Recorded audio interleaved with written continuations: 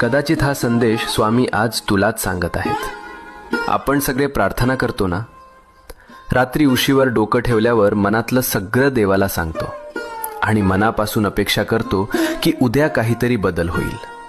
पण जेव्हा काहीच होत नाही तेव्हा मनात प्रश्न येतो, स्वामी ऐकतात का खरंच?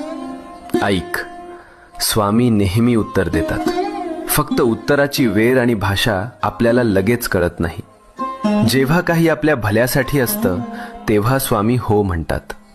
जेव्हा ते आपल्याला दुखवणार असतं तेव्हा स्वामी नाही म्हणतात.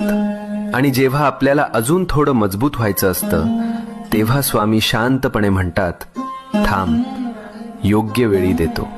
म्हणून हार मानू नको. तुझ्या प्रार्थनेचं उत्तर येतंय. फक्त थोडा विश्वास, थोडा धीर.